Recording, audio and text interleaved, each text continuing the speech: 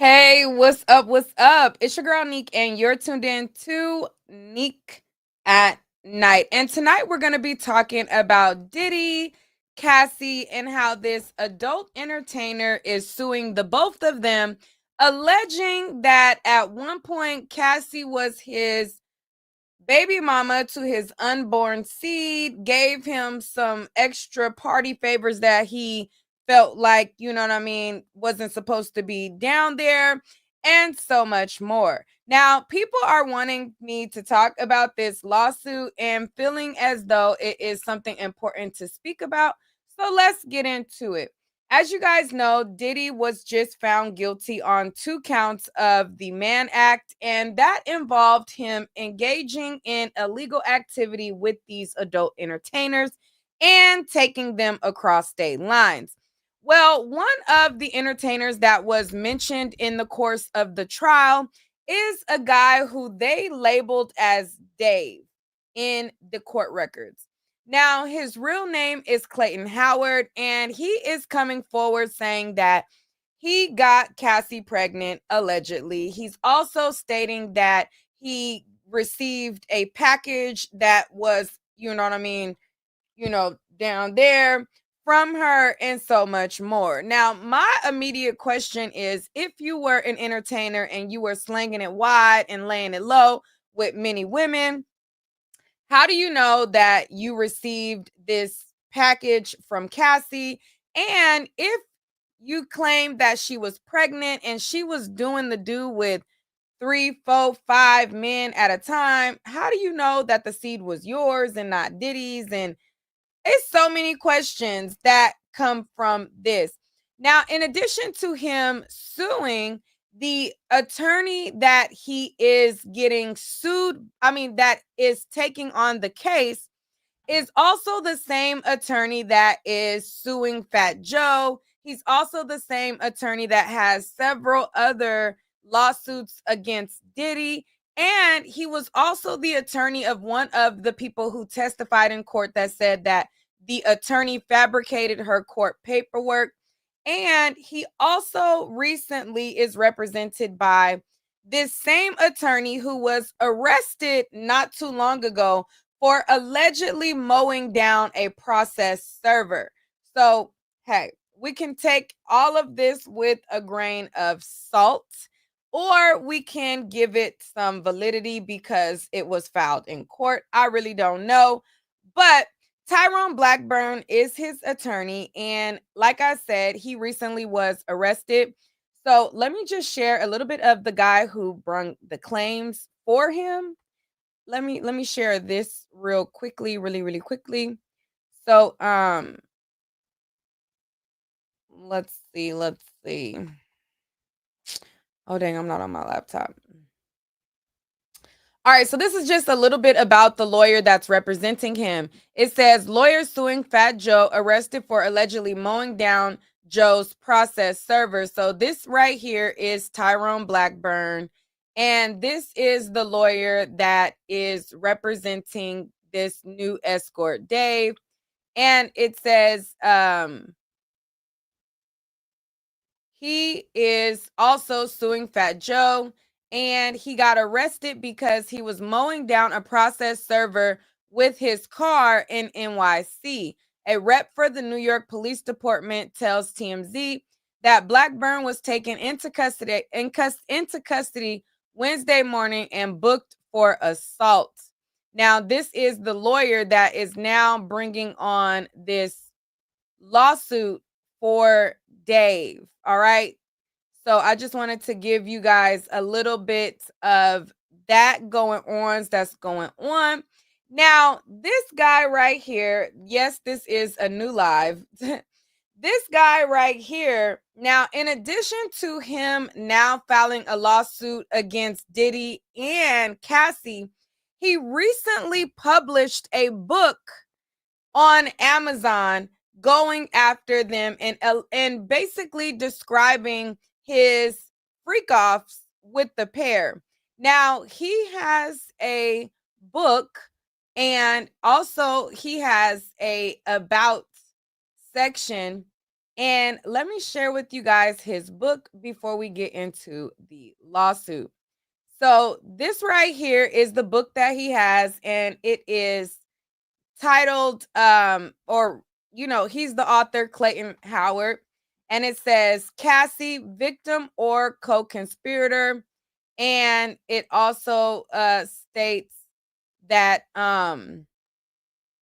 my experience inside a P. Diddy freak off, and he has it on Amazon.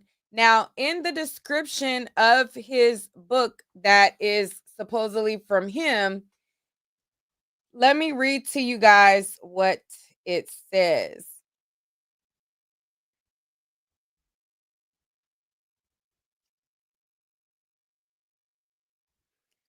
So, this right here is what pops up, and it says the following. It says, in a daring literary debut, Clayton Howard steps out from the shadows to share a deeply personal and hauntingly intimate account of his 8-year relationship with music industry icon Sean Diddy Combs and his girlfriend Cassandra Ventura, revealing a side of fame rarely seen and even more rarely spoken about. Howard's memoir, Cassie, is not a tabloid expose, but a raw and emotional layered portrait of a secret life lived at the intersection of desire, power, and vulnerability. As Sean Combs' trial captivates the media and reshapes public perception, Howard's voice adds an unexpected and deeply human dimension to the story. At the center of Cassie are the infamous freak-offs, carefully curated encounters which defy conventional ideas of intimacy and control. Some moments are tender, others unsettling. A night spent tending to Cassie's D-rug overdose, and a terrifying experience being rugged by Diddy. These scenes aren't presented for shock value, but as part of an honest exploration through Howard's lens. Diddy and Cassie are revealed not as victim and villain, but as flawed, powerful individuals navigating a world they constructed and were ultimately consumed by. Cassie, far from a passive bystander, is portrayed as a complex force, engaging, initiating, and emotionally entangled in ways that defy easy classification. The story begins at the London Hotel in Manhattan in 2009. Using the alias Dave, Jackie Cassie Ventura contacted Howard, who accepting $6,500 for a 24-hour engagement. So this is his excerpt that he describes the book that he wrote. And in addition to this book, there is a lawsuit. So, as I stated, he is coming forward and he is talking about the pair and how they engaged with him. And he is alleging all of these allegations. Now, whether the allegations are true or not, I have no idea. But this is what was filed in a public domain of Amazon. And then there was the lawsuit that was filed in the court of law. All right. Somebody said, what happened to the other live? I put it on members only because some of the comments was getting a little irritating. I mean, my members only section is for the emotionally mature that can comprehend what I was saying. Anybody else, child, pay it. So anyways, he also came forward with his grievances on social media, and he gave a very, very, I guess, descriptive video on his issues. So let's see what he is talking about when he goes off about this situation. Let me pull it up.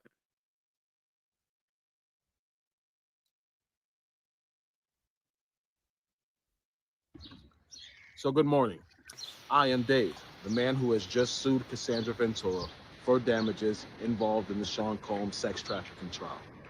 And I'm looking through social media and I see a lot of the women out there, particularly black women like myself, who choose to victim shame me and try to do everything they can to discredit me, because the truth is that the loss of the Sean Combs trial was a loss to the Me Too movement and to hating women like the women who are trying to insult me. So let me tell you something, you women out there who would like to insult me. This is my story. I was paid by Cassie, Cassandra Ventura, for 8 years to be her male provider. I didn't have to be the best looking guy. I was the best in bed. And because I was the best in bed, guess what? I was given this arrangement. I was coerced. I was drugged. I was manipulated with promises of money and gifts for over a period of 8 years to continue to be this woman's provider at her expense and at the expense of Diddy. Now, at the time, legally, I didn't know my rights as well as I do now. I didn't create this conflict with Cassandra Ventura. She created it with me. She's the one who decided to bring up things that happened over 10 to 15 years ago to hold Sean Combs accountable for what was a partial truth. She's the person who introduced me to the U.S. Attorney's Office. She's the person who told the U.S. Attorney's Office about our relationship. So, in essence, those out there who want to hate on me, who want to say that I'm attacking Cassie, you should realize the truth that Cassandra Ventura, your idol, did this to herself. She exposed herself to liability when she got on the stand and decided to mention me as the male escort who was with her when she overdosed and Diddy made her have sex with him. That was a lie, people. Cassie had just woke up from sleeping 8 hours. Myself and Sean Combs were exhausted. We wanted to go home. Cassie's the one who forced that sexual encounter. People, she tells you that Sean Combs made her have sex on her menstrual cycle. I can't speak for anyone else but myself. But I know the one time that did happen, that Sean Combs was not responsible for that. That Cassie, in a drunken, intoxicated, hormonally imbalanced state due to her period, manipulated and forced herself on me during her menstrual cycle. And what I mean by that is I had no knowledge she was on her menstrual cycle because the room was completely dark. She manipulated the room. She manipulated the environment to get what she wanted, and then she totally got up like I was the one who should have been grateful. You're on your period. That's disgusting, and I deserved more respect than that. As a man, if I had laid down with a woman and forced myself on her and orgasmed in her and she got up and it was leaking out of her, guess what? I would have raped her. So by statute, by case law definition, Cassandra Ventura sexually assaulted me. I'm not looking to destroy Cassie. I've given Cassie more than a year to settle this before things got out of control. The problem is she's being supported by women like you who choose to attack male victims instead of accept the truth, which is that a woman could have lied to get revenge on the ex-boyfriend who broke her heart and hurt her. It happens, people. They say hell hath no fury like a woman scorned, and that's true. If you hurt some women, they will do everything in their power. If you hurt some men, they'll do everything in their power to hurt you. But I want to end this by saying this. Cassie did this to herself. They say he who sets out on a course of revenge should dig two graves. People, Cassie dug the grave that is Clayton Howard herself. Cassie got on the stand trying to destroy Diddy. She should have took her 20, $30 million and walked into the sunset, people. She should have never gotten on the stand and created further liability for herself by telling more of the lie that she created to get this man sent to prison for his life. All right. So that's some of what he had to say. And a lot of people that was covering the trial, we all wondered, why didn't the government call this person? Why didn't they call that person? A lot of them mentioned Dave. They mentioned Chef Jordan. Now, Chef Jordan just recently made a video as well saying that she wanted Diddy to stay behind bars, but the sentiment of her video, something just seemed off. And I can see why the government didn't call her now. Before, I didn't understand why the government didn't call certain people. I'm like, well, if this escort was a part of this story and this person was a part of this story, why didn't we hear from this person, that person? But now I see why, because everybody wasn't going with the government's tell or their version of the story. All right. And now when it comes to Dave, he's saying that he was AR'd because she was on her period. Now he's alleging other things as well. Now, this is one of the excerpts from his book that people are saying is, or that shows that it's his on Amazon. Let's read the first page and then we'll go and read the lawsuit. So, chapter 1, it says, my story begins in November 2009 when I got a call from a woman named Jackie who asked if I was available for a S encounter that evening. Jackie, I would later find out, was Cassandra Ventura. Jackie has seen my online ad for a male provider offering S favors for a woman and a female friend with a small male escort agency. Thought I would be a good fit for this line of work. She felt that since personality was a major asset and saw me as charismatic, mine might work in favor since I was unemployed and needed money. I thought, why not? And agreed to let her promote me as a male companion. Jackie wanted to meet that evening at a luxury hotel in Manhattan. She told me she felt lonely and was seeking a male companion to meet her S needs. She explained that she had a fetish for dark black men with large peckers. She hoped to find someone cool who shared her interest in a great S with no headaches that might lead to something more regular. I was not hired as a dancer as there was no and then it went on. So that's part of his chapter 1 in his book.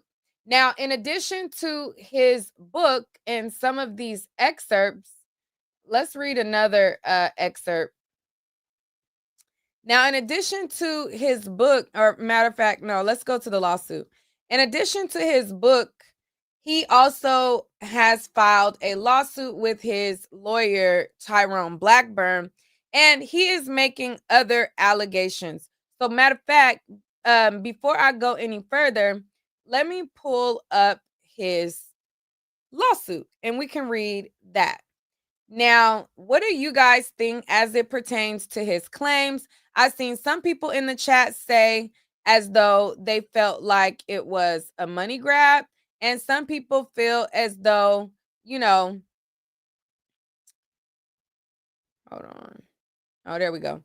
Some people feel as though it's a money grab, and then some people feel as though he's a victim of Cassie. It's a lot going on, but let's read it and let's see what's happening in this lawsuit.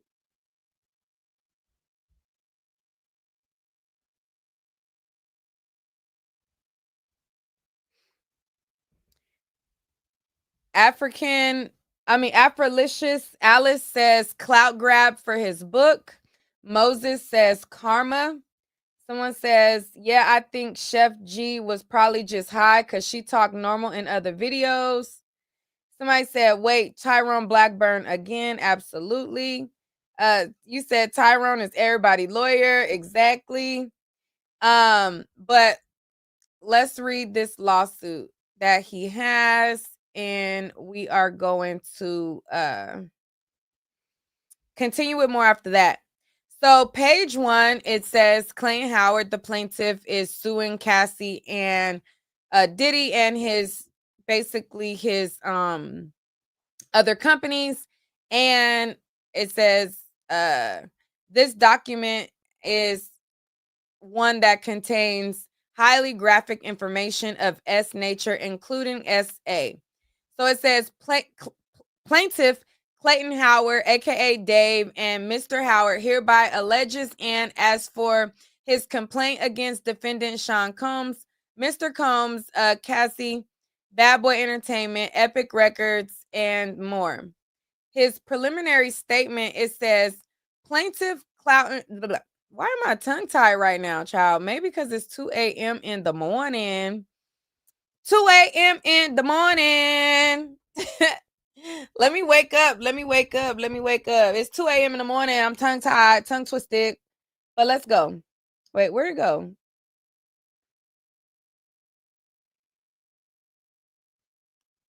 Where did the... Oh. All right. So his preliminary statement, it says, Clayton Howard brings this civil action against defendant Sean Combs and Cassie arising from an 8-year period of systematic exploitation, trafficking, and abuse that occurred between approximately 2009 and 2019. All right. So then it goes on to say this case exposes the darker truth behind a widely publicized narrative. It said, oh, wait, where did I go? Sorry, y'all. It starts scrolling and doing some other stuff. Let me move this over. All right, so it says this case exposes the darker truth behind a widely publicized narrative surrounding defendant Ventura's recent civil settlement and the ongoing criminal prosecution of defendant Combs. Defendant Sean Combs is a prominent rapper and record executive known by his stage name Puff Daddy, P. Diddy, or Diddy, who rose to fame in the early 1990s with his record label Bad Boy Records and is regularly referred to as a hip-hop mogul. Defendant Cassie, known professionally as Cassie, is a singer, actress, and model who gained prominence in the early 2000s with her single Me and You, and appeared in films including The Perfect Match and Step It Up 2 and The Streets. It says defendants maintain a highly publicized romantic relationship from 2007 to 2018, during which both were toxic individuals addicted to opiates, methamphetamines, who had no regard for others or the law. Their relationship was characterized by explicit depraved activity categorized as swinging, with defendant Combs harboring a specific fetish or for voyeurism. The relationship was abusive, with defendant Combs frequently physically assaulting defendant Ventura. In response to domestic incidents neither could emotionally control. The misleading public narrative, it says, in the late 2023, defendant Ventura filed a civil action against defendant Combs pursuant to the Gender Motivated Violence Act, alleging that Combs manipulated, abused, and controlled her for over a decade through violent behavior and disturbing demands. She claimed to have spent over a decade trapped in a cycle of abuse, violence, and trafficking, including allegations that Combs forced her to engage in acts with male workers while he whacked his wanker and filmed the encounters. The parties settled this action within 24 hours for $20 million. Subsequently, the Office of the U.S. Attorney for the Southern District of New York arrested and indicted defendant Combs for trafficking and violation of the Mann Act, with the prosecution's foundations based largely on defendant Ventura's allegations. Defendant Combs currently faces trial on RICO charges. Contrary to the narrative presented in defendant Ventura's civil complaint and the subsequent criminal prosecution, the truth reveals a far more complex and disturbing reality.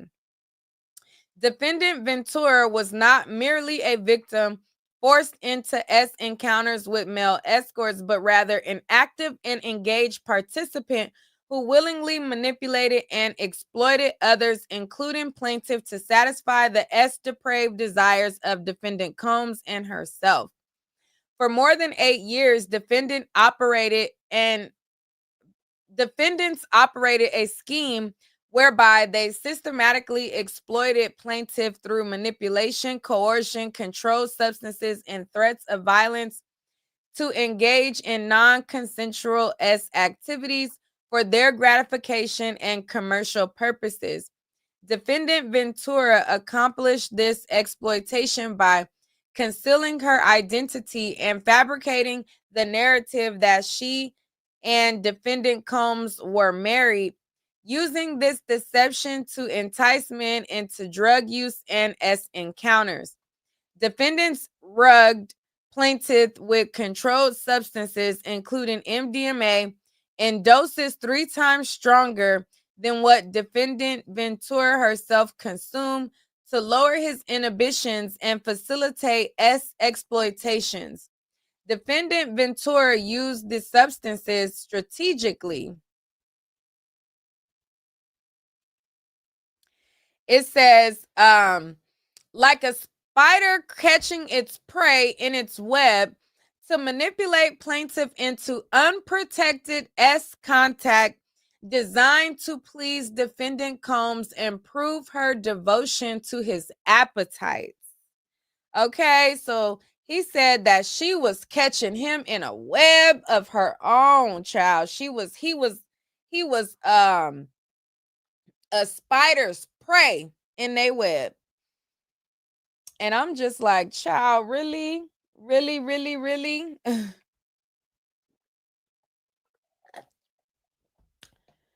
Really, sir? Is that what is given? Hello, Cassie, what did you do to this guy? He said you caught him up in the web.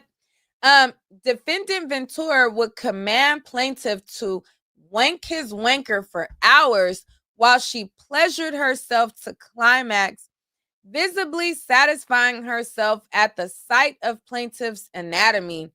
These extended wanker sessions often led plaintiff's pee bruised and swollen, injuries about which he would complain to the defendant Ventura, seeking consideration.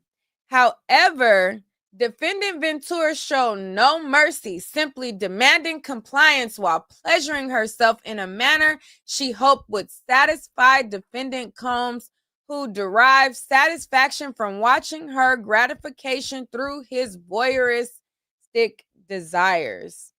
All right. So he said that his wanker would get whacked and whacked for hours too, while Diddy's wanker would get whacked too. During these encounters, defendant Combe watched silently in the shadows, directing the activities as if he were a film director, orchestrating his vision. Once defendant Ventura was ready to begin, defendant Combs regulated her responses and controlled the rate of S activity, exercising complete dominance over both plaintiff and defendant Ventura in what the couple considered a special shared experience.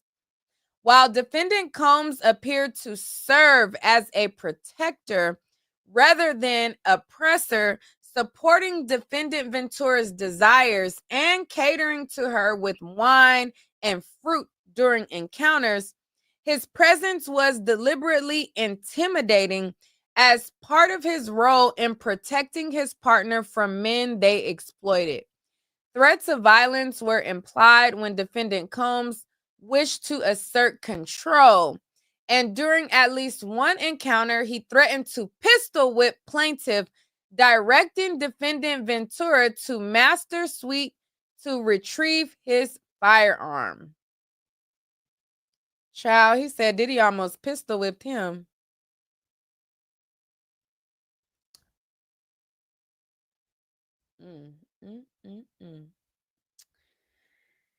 It goes on to say, at no time did defendant Ventura display fear when engaged in or about to engage in S encounters. All abuse witnessed by plaintiff occurred due to domestic complications between the defendant, including jealousy, ego, and arrogance, aided by extensive rug use and sleep deprivation, which contributed to violent outbursts from defendant Combs, who consumed far more rugs than defendant Ventura. SA and non-consensual recording. Over 14 years, the plaintiff was SA'd by defendant Ventura, who would manipulate and force herself upon the plaintiff during her menstrual cycle against his will.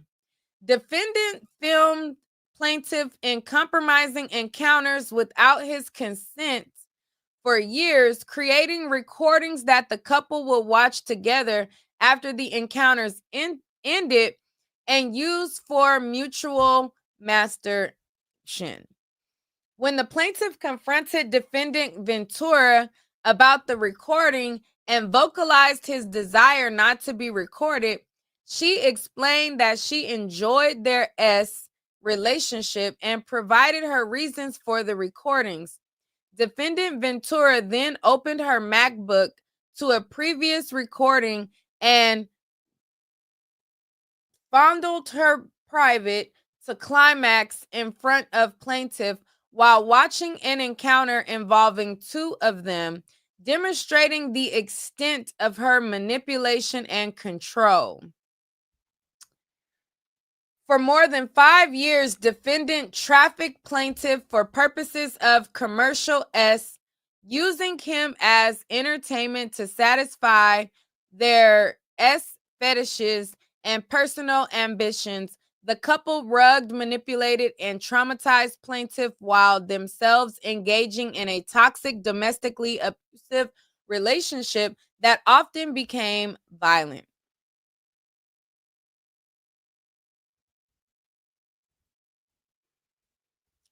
It then says, defendant Ventura had a specific preference in selecting her companions and chose plaintiff for 8 years over many other available options, as subsequent criminal trial proceedings have revealed. The allegations demonstrate that defendant Ventura deceived, manipulated, and injured plaintiff and therefore should be held accountable alongside defendant Combs, as the two were partners in this criminal enterprise. Obstruction of justice and witness manipulation is the next subject. Plaintiff's ability to seek timely legal recourse was deliberately frustrated through a coordinated effort involving his former counsel, who communicated with federal prosecutors without plaintiff's presence. The plaintiff was advised to remain silent and was manipulated into an action with his attorney, intentionally delaying action to protect defendant Ventura's credibility. All right.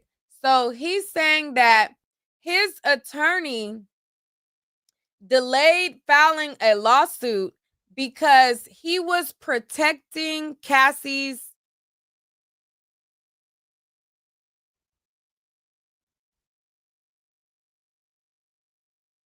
credibility.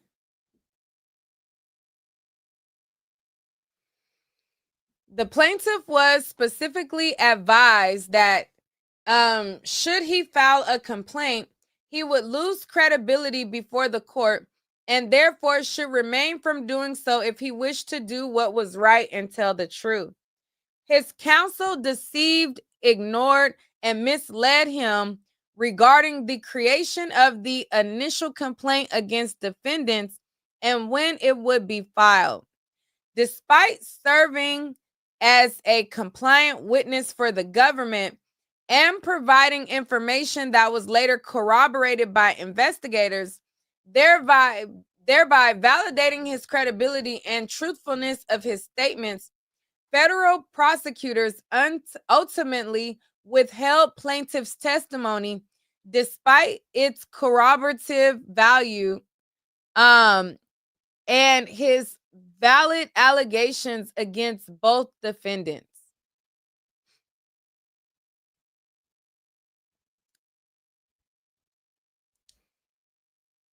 And then goes on to say, what do y'all think about the lawsuit so far? He said that I feel like he calling out his lawyer on some points, and then he's calling out the government for not calling him to the stand. But if the government whole purpose is to blame Diddy as the victim, they ain't gonna let you get up on that stand talking about Cassie, you need to be held accountable, and Diddy, you need to be da-da-da-da. They going with one story that they want to tell, not the story that you want to tell.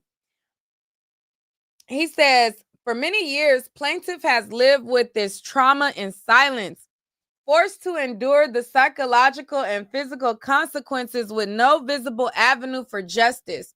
While defendant Ventura's allegations have destroyed defendant Combs' career, she has escaped liability by using allegations of abuse to avoid criminal responsibility for her own actions, thereby denying victims like plaintiff the justice to which they are entitled. With the opening of legislation that granted survivors a look-back window to seek justice against offenders, plaintiff learned he had been given a second chance to obtain the justice he deserved. The plaintiff has sought justice for over a year, only to be denied through the manipulation of the legal professionals who wish to affect the criminal trial of Sean Combs. Mr. Howard was used and manipulated. Now, tired of the misconduct and incompetence, he has sought action against him. He has sought action himself and refuses to remain silent any longer in the face of this systematic exploitation, abuse, and attorney misconduct. It says this action seeks a declaratory, injunctive, and monetary relief under federal trafficking statutes, the New York State human rights law, the New York Services for Victims Human Trafficking, the California Trafficking Victims Protection Act, the civil this, that. It goes on to say,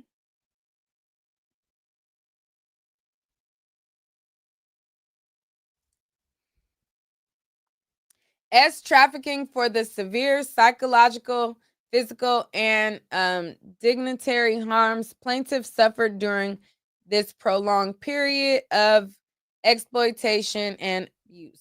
It says this court has jurisdiction pursuant to whatever code, as this action asserts violations of whatever, and therefore raises federal questions regarding the deprivation of plaintiff's rights. The court has supplemental jurisdiction over the plaintiff-related claims airing under state and city law. It says they feel like the proper court and venue shall be determined without regard to whether the actions is local, transitory by in nature. Additionally, all defendants are residents of the states in which the district is located.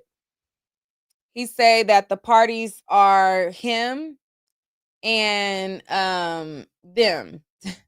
It says plaintiff Clayton Howard is a resident of New York and New Jersey. Beginning in the fall 2009, he had accepted work as an independent male companion in New York under the alias Dave. He saw clients for almost 60 days before he met the defendants. Mr. Howard was recruited and manipulated by the defendants Sean Combs, Cassie, Bad Boy Records, Bad Boy Entertainment, beginning in 2009 and concluding in 2019. At all times relevant herein, Mr. Howard met the definition of an employee while under the control of the defendants under relevant statutes. All right. So he's pretty much saying that not only was he manipulated by Cassie, but he's also stating that he was also manipulated by Diddy as well, and so on and so forth. It says, let's see, let's go down to some more. So let's go down to his factual allegations. All right. So on his factual allegations, it says, Mr. Howard Dave met Miss Ventura, Jackie Starr, in late 2009. Miss Ventura, who identified herself as Jackie Starr, invited Mr. Howard Dave to the London hotel located in New York City to serve as a male companion and provide her with the time and company in the privacy of her hotel room for an agreed upon hourly rate. Miss Ventura attempted to conceal her identity through the use of makeup, a large red wig, and dim lighting in the room, which created poor visual conditions. Miss Ventura failed to inform Mr. Howard prior to meeting that another party would be present. Immediately after greeting Mr. Howard, Miss Ventura offered him alcohol and weed. It says, then instructed him to be seated in the living room.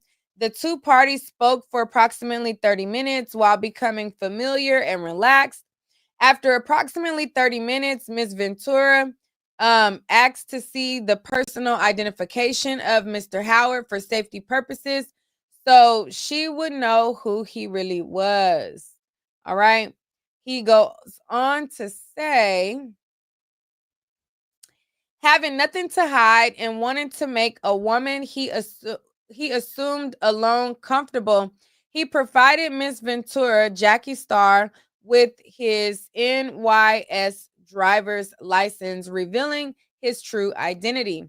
Miss Ventura informed Mr. Howard of her intentions by standing and requesting that he expose his private. Under the influence of the substance provided, Mr. Howard agreed to Miss Ventura's request and she claimed to be impressed. Miss Ventura then informed Mr. Howard that they were not alone and that her husband was upstairs, but assured him that the situation was acceptable because her husband had consented to her having a male companion visit to see where things might lead. Miss Ventura explained that she and her husband were participants in the lifestyle, and her husband preferred to watch her be pleasured by men with larger male reproductive organs. Miss Ventura stated that she preferred men with darker complexions, complimenting Mr. Howard complexion before excusing herself to retrieve her husband so that activities could begin. Miss Ventura retrieved Mr. Combs, whom she introduced as her husband, and presented to Mr. Howard under an alias Frank. Mr. Combs greeted Mr. Howard with indifference and then retrieved baby oil and Astroglide lubricant, both of which had been positioned on a platter on the on the center table. It goes on to say, thank you, Reese. It says, Mr. Combs then retreated to the darkened corner of the room where poor lighting made it difficult to observe his movements clearly. Mr. Howard was instructed not to address Mr. Combs as Frank directly and to speak only to Miss Ventura, Jackie. Mr. Combs concealed his identity by wearing a baseball cap pulled low over his eyebrows and a cloth tied around his nose and mouth, which obstructed his facial features and made him unrecognizable. When Mr. Combs did speak, it was to inquire whether Miss Ventura was acceptable or if she needed anything. Mr. Combs also provided direction to both Mr. Howard and Miss Ventura, regulating the pace of their physical contact, as will be further explained in subsequent paragraphs. Now, the first encounter that he had, it says, this first encounter served as plaintiff's initial education into what would be required of him by the defendants, with all subsequent encounters following an identical structure that forms from the basis for the description of all encounters described hereafter with this complaint. During each encounter, Mr. Howard had no autonomy and he was required to follow orders and was expected not to disobey. Financial compensation was used as a form of dominance once Mr. Howard was committed to any activity within the encounter. Mr. Howard was instructed by Ms. Ventura to remove all his clothing upon entry into the suite to surrender. It says he had to give his clothes and everything to Cassie. It says Mr. Howard's cell phone was turned off and surrendered with his clothing to Miss Ventura, which prevented him from leaving by choice without compromising his safety.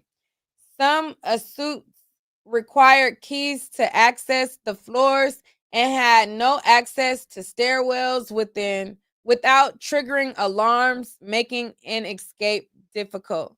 So he's saying that when he was in between a freak off, he wanted to break out, but he couldn't leave because um it would have made noise if he was trying to go and ring down the stairs. It would have rung the alarm and so much more.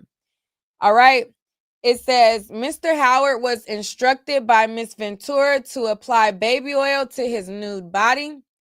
When Mr. Howard applied the baby oil to his hand, he began to distribute it evenly.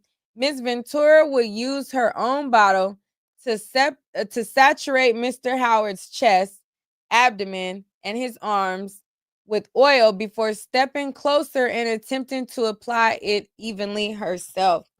Miss Ventura often sprayed Mr. Howard with oil during application to make distribution over his skin easier. The defendant structured these encounters into 4 phases: 1, no touch; 2, soft foreplay; 3, fellatio; and 4, intercourse, which were directed by Mr. Combs for the purpose of controlling Miss Ventura's arousal and timing of climax. During these phases, Mr. Howard had no input or ability to offer suggestions and was simply expected to comply. It says, through the use of manipulation and financial coercion, Mr. Howard would remain in these phases for hours, with each individual stage lasting for over an hour. It says Miss Ventura controlled the start of the activity and would seek Mr. Combs' permission regarding when she could progress to the next stage. If Mr. Combs was not ready, he would refuse permission, but he often granted Miss Ventura permission to whack her private if she requested. All right. So I'm going to read a couple more pages and then I'm going to be out. But this is what he is alleging in his lawsuit. It says once the activity began, Mr. Combs controlled its progression and pace, seeking to control Miss Ventura's desires while pleasuring himself and rather than directly participating. These prolonged whacking of the wanker sessions frequently caused skin tears and scabs on Mr. Howard's cucumber, causing him severe pain and scarring. While Mr. Howard stood covered in baby oil, Miss Ventura and Mr. Combs would pleasure themselves while watching while watching him, gave him a constant feeling of uneasiness and uncertainty. While Mr. Howard was ordered to stand nude, both defendant would pleasure themselves to the point of climax. All right. So he's saying that they loved his oiled up, sexy body so much that they would pleasure their private areas until they climaxed. He then says that both defendants would be intoxicated, using substances and alcohol to alter their moods and keep them awake. Some of the substances were Schedule 1 narcotics, including amphetamines and opioids. It says these specific drugs used include X, GHB, ketamine, cocaine, MDMA, Molly, and weed. It says Miss Ventura in earlier and middle years was extremely physical, and Mr. Howard and would orally pleasure him for periods exceeding 1 hour at times. Dehydrated from rugs, lack of water, and constant engagement in oral, Miss Ventura would often perform oral until she had to stop when her jaw became sore from the prolonged activity. When intercourse was to occur, Miss Ventura's arousal would be heightened, that she would often beg Mr. Combs to allow her to engage. All right. So it goes on and on and on about his allegation. We'll read another page and then we're going to be out cuz I'm getting sleepy as I'm reading this. It says Mr. Howard was directed to engage in contact with Miss Ventura until she climaxed and was only allowed to stop once Miss Ventura reached a climax.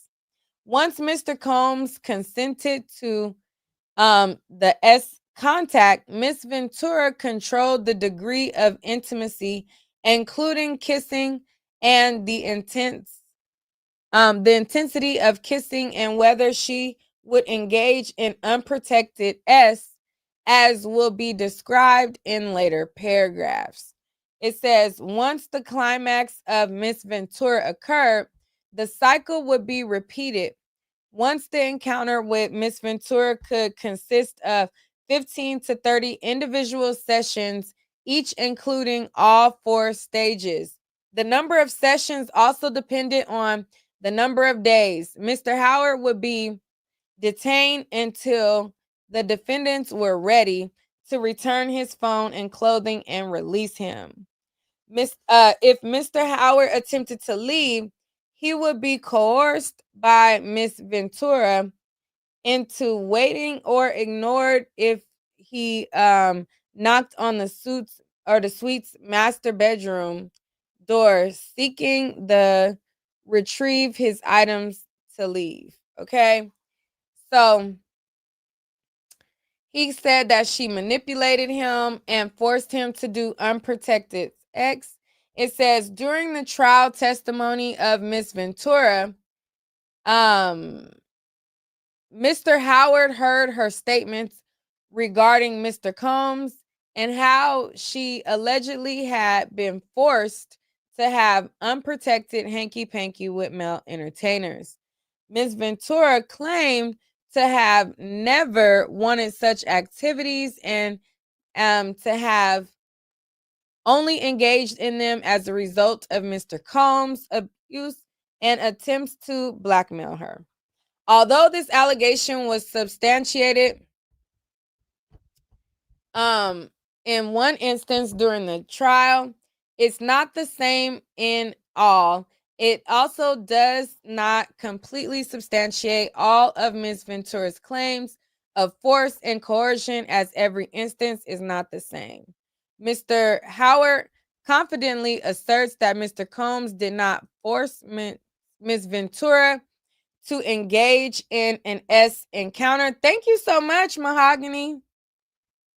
Child, she making it rain over here. Making it rain, making it rain. Thank you so much. So much, so much. Let's continue. Where was I at? Are y'all on the same page that I am on? Let's make sure we're all right, let's move over. Thank you so much, Mahogany. That was nice. All right, so it says Mr. Howard confidently asserts that Mr. Combs did not force Ms. Ventura to engage in an encounter after the overdose she experienced while in his presence.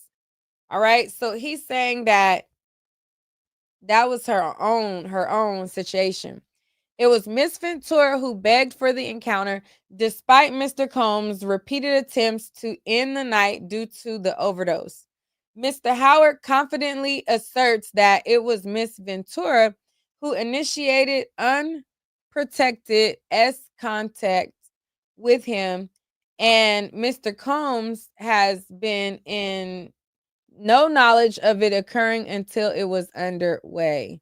Child, it's getting harder and harder. I'm getting sleepier and sleepier.